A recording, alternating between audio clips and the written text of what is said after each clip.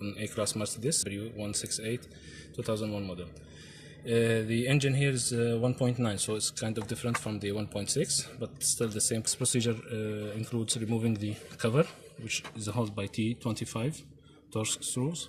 1, 2, 3, 4, 5. So continue to remove the air filter housing cover. So after releasing the torque screws here, it will be retained by the cover. We take out the cover and put it aside. And here is the air filter.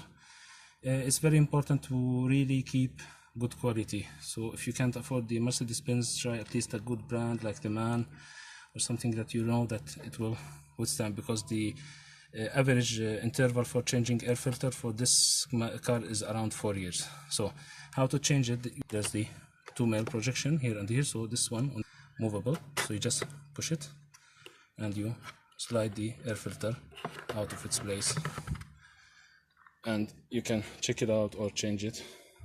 When I put the new air filter, you put the new. I'm just gonna show you. This is the old one. Just put it inside the other male projection and you slide this one inside.